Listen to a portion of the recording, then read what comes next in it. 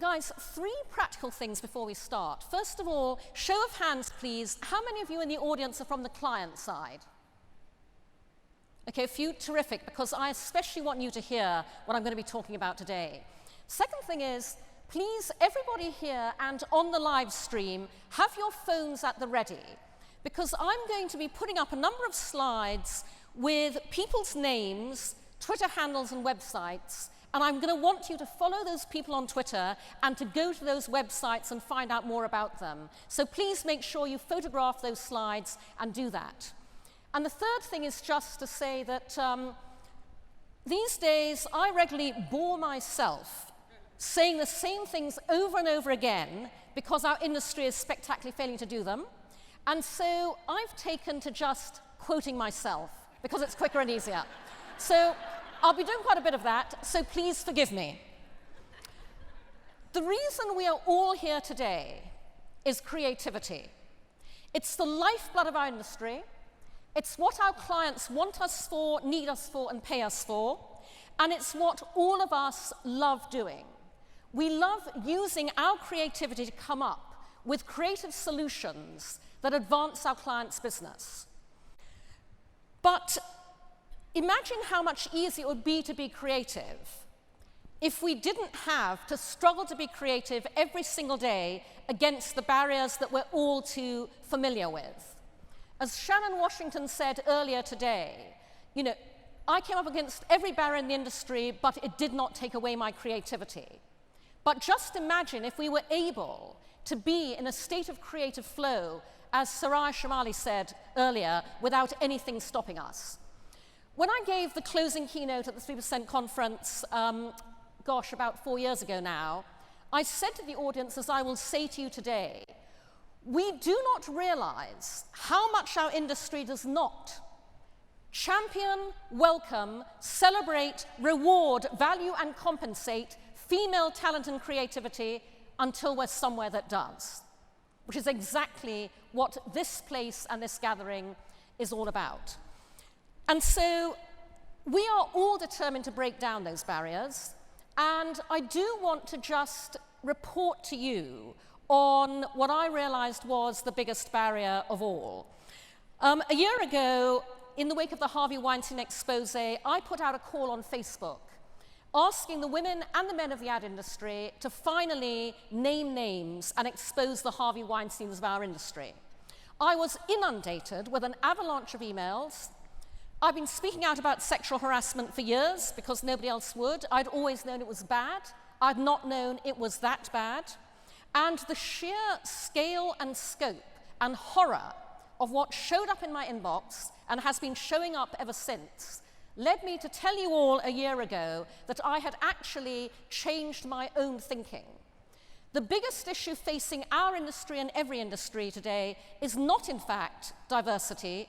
It's sexual harassment, which keeps out of power, influence, and leadership the female leaders who would make equality, diversity, and inclusion happen. And if you watch my talk from last year, I go into a lot more detail about why I said that. So, for the past 12 months, I've been trying to get those stories broken, to get those names named, and I have failed.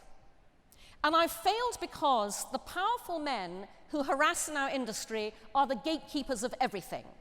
They're the gatekeepers of jobs, of pay raises, of promotions, of awards, of career paths. And so everybody, women and men alike, are too understandably frightened to speak up. 2 weeks ago, when the Google scandal broke, Claire Zillman wrote in Fortune, Time magazine named Silence Breakers as the 2017 Person of the Year. But this week, we've been reminded that silence keepers, individuals, corporate engines, and institutional forces set on keeping victims quiet, still wield enormous power. And so I just want you, the audience here today, to know I'm not giving up. The powerful men in our industry, who think they've gotten away with it, you haven't. The powerful women in our industry who have enabled and covered up for powerful men, you haven't gotten away with it either. I am not giving up until these stories are broken. And by the way, for those of you who follow our wonderful friend, the 97% conference on Twitter, at 97% conf, you might have seen his tweet this morning where he said, saw Cindy Gallop looking nice and cozy. I asked her what her fabulous coat was made of. She replied, the skins of fallen, Time's Up, and Me Too admin. Too bloody right. So, in a world where, as this mug I just bought states, I've got 99 problems and white heteronormative patriarchy is basically all of them, what are we going to do about that? Well, I want you to do what I've been telling you to do for years. I want you to get angry. I want you to get very, very angry. I want you to channel anger, again as Soraya said, as a positive force. Because when you get angry and when you manifest that anger in ways you may never have done before, you make different doors open for you and you make different things happen. So as a number of you, again, will have heard me say frequently over the years, if you are working somewhere that does not value what you uniquely bring to the table, that does not value your unique skills, talents, and creativity, get the fuck out. So I've been saying this for a number of years, and 2 weeks ago, I got this email. I've taken out the identifying details. Dear Cindy, a couple of years ago, sitting in the blank audience at your lecture, I received the best advice in my career so far, get the fuck out.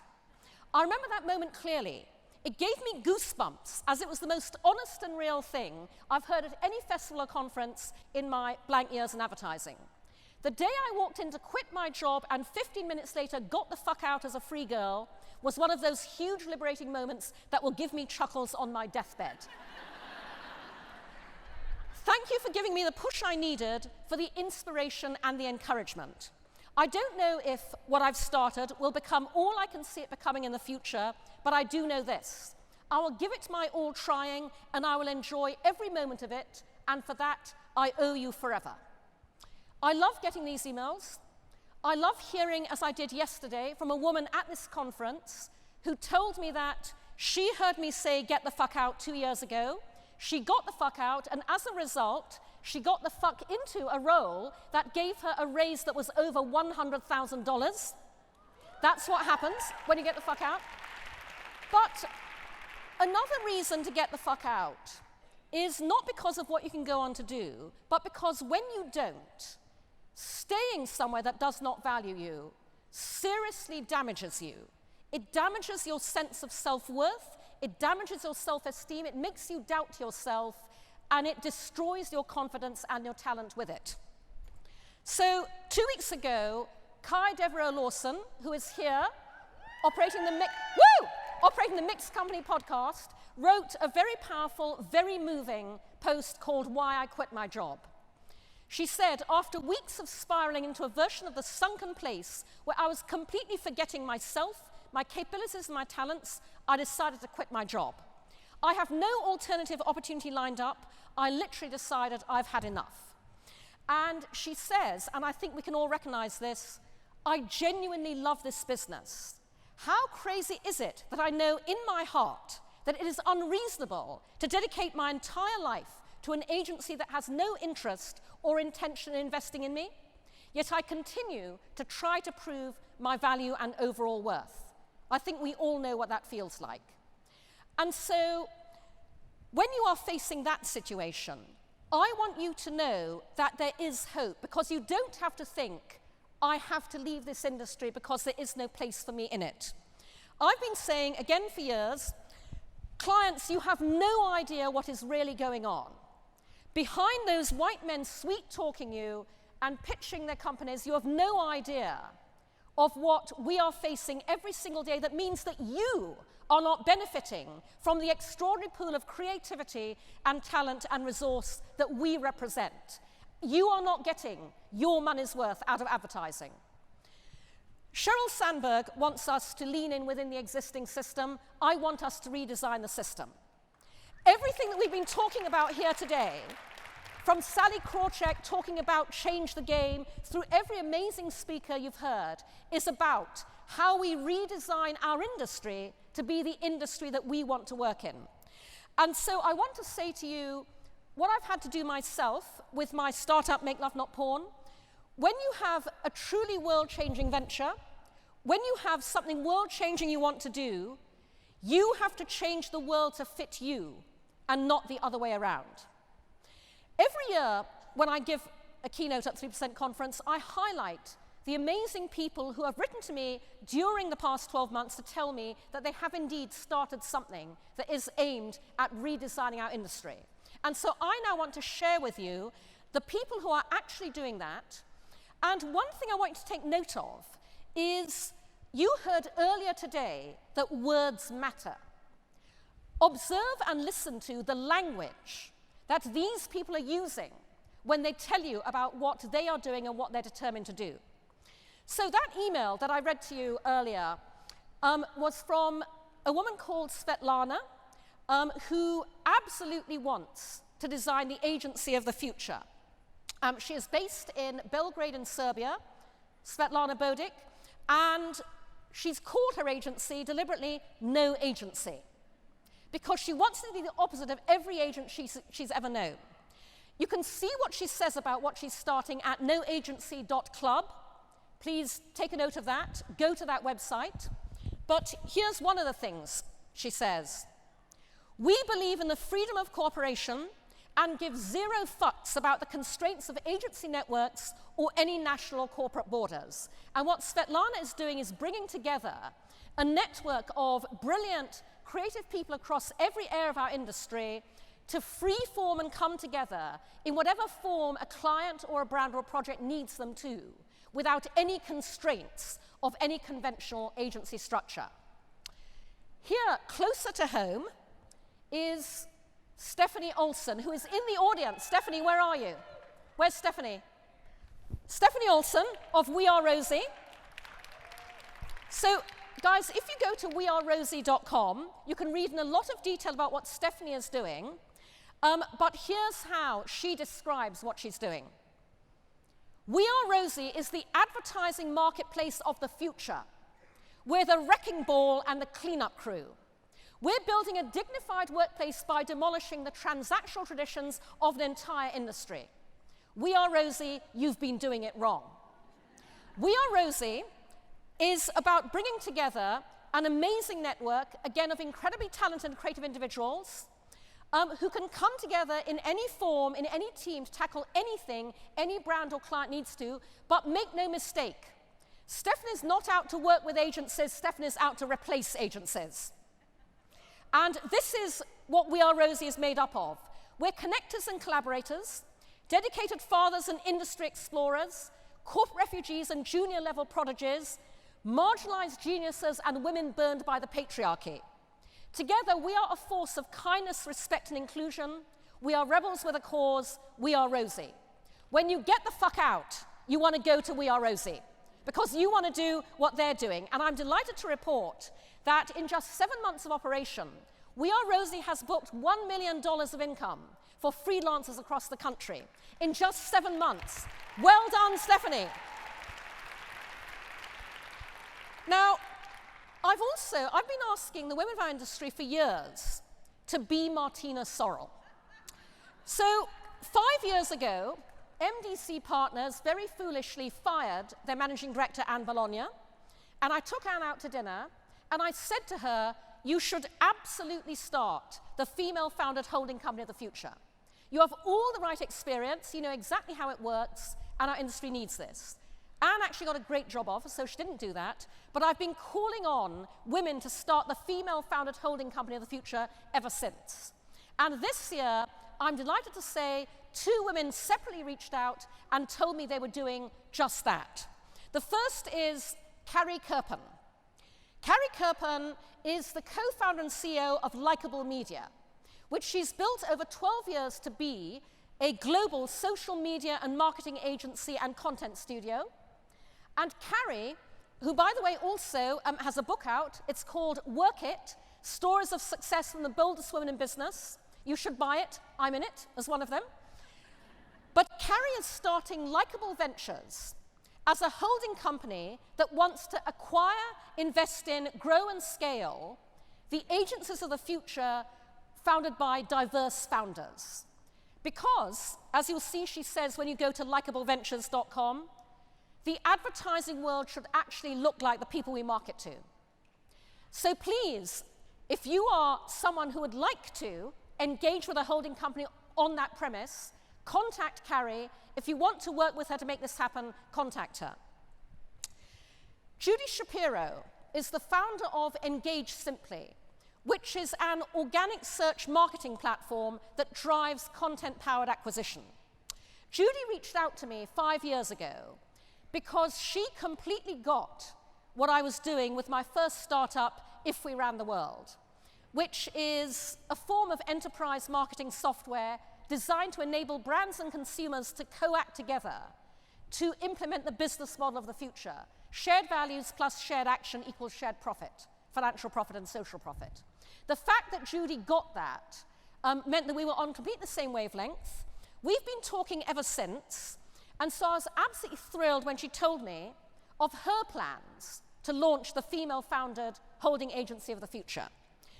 And especially because Judy is building her holding company around something fundamental, again, that I've talked about a lot, which is trust. A web you trust is a web you make for yourself. Imagine what we could do if we ran the world with trust. Judy's holding company is called the Trust Web. You can find out a great deal more about it at thetrustweb.com. And Judy is here today. Judy, where are you? Judy? Where is she? Woo! There she is. Go and talk to her. And go and talk to her because of a couple of very important things. The first is, as I talk to each of these women who are launching and running the agencies and the holding companies of the future, I'm struck by how enormously client-centric they are. They have thought through, in extremely empathetic and insightful ways, exactly what clients need today, what clients want, how to help clients achieve what there is enormous pressure on them to achieve. And that is, sadly, not as common as you would think in our business. The other thing I've been struck by is how much they welcome and they want to hire the creative talent of the future. And the creative talent of the future is basically us. It's people of color.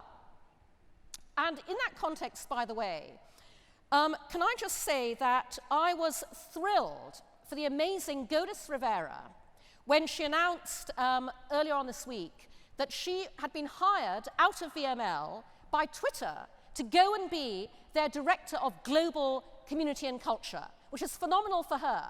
The reason Twitter hired Godis was because they saw her speak on a panel at Advertising Week last year about Black Twitter, and they were so impressed when they then brought her in to talk about Black Twitter at their own One Team Summit. That's not the way round it's meant to happen.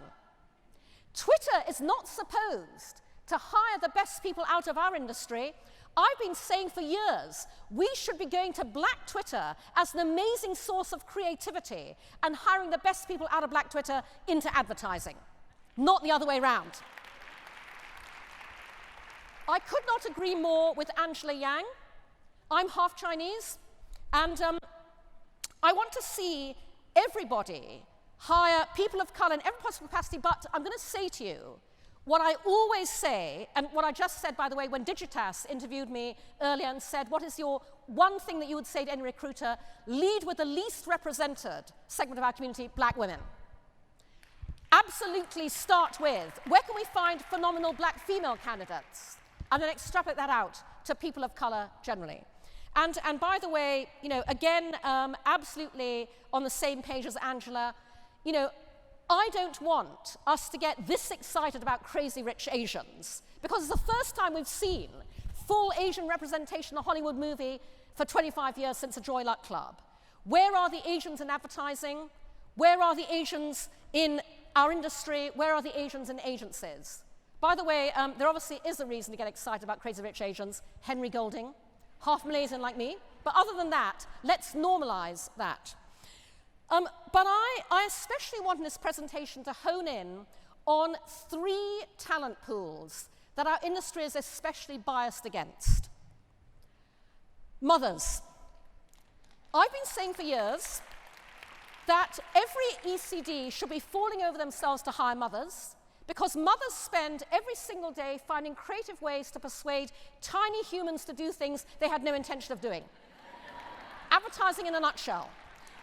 But earlier this year, Christy Faulkner, who is the founder of Womankind, a brand consultancy that works with brands to engage women, was writing an article for Forbes, and she put the call out to a women's network that I'm part of, and asked, how has becoming a mother impacted your leadership style? Not all of the responses made it into the great article that resulted. If you Google Christy Faulkner Forbes lead like a mom, you'll find it. But I wanted to share with you a number of those responses. Here's what these women said. Since I've had kids, my leadership style has become so much like my parenting style, a balance of nurturing and tough love. I'm ruthlessly efficient with my time. I say no to more things and I work hard to prioritize. I was less disciplined before. I'm more empathetic. Prior to motherhood, I was less forgiving of those around me. Now I listen more and understand more. My children taught me this skill. I've learned the best place is a combo of structure and ambiguity. There is no creativity or accidental breakthroughs if all you have is rules, rigidity, and predictability. Prior to kids, I didn't have clear boundaries nor communicate them. I asked my team to respect them, and I asked for theirs and respect them. It's benefited the team as a whole. I'm less sensitive to failure.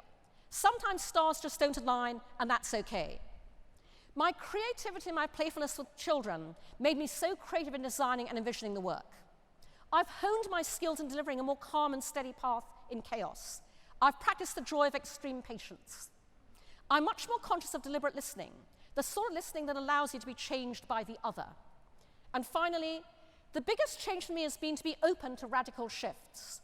My right-hand employee gave notice right after my daughter was born, truly the worst timing, and instead of directly filling the vacated role, I suddenly thought, what if the entire workflow is different? For a staff of 3, that was seismic. This little being brought radical change into my life, and now I'm more open to creating radical change in the company. Clients, would you like some of that? Look at those reasons. Not to be biased against mothers. And by the way, fathers, I know you have it tough too, but you get hired. You don't get forced out of the industry. That is what motherhood brings to the table. And that's why mothers are the creative talent of the future. Disabled people.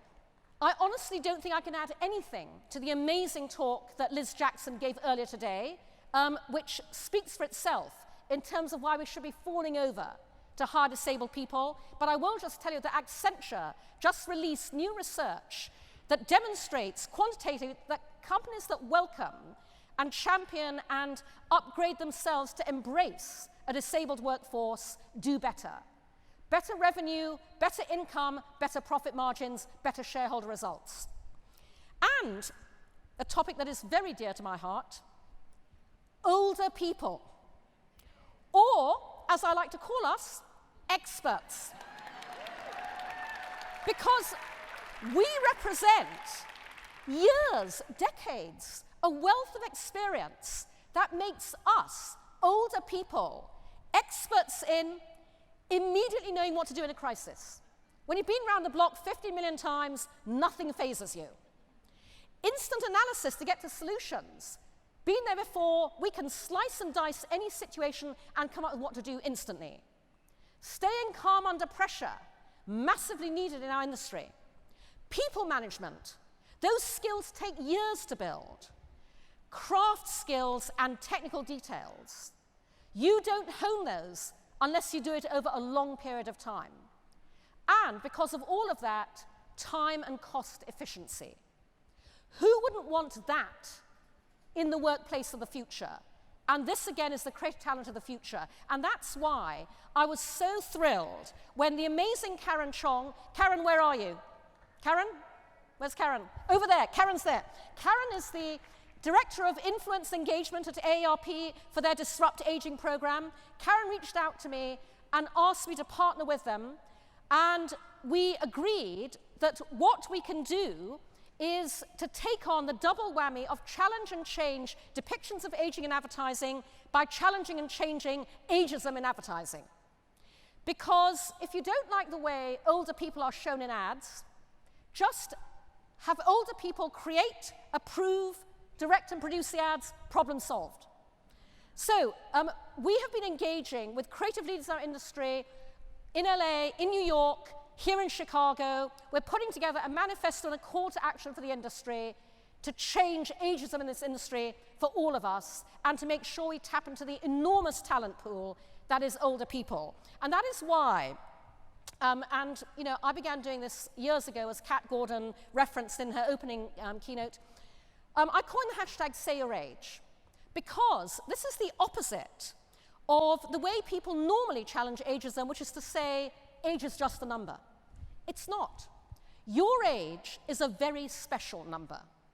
You are the sum total of all of your life experiences and learnings to date.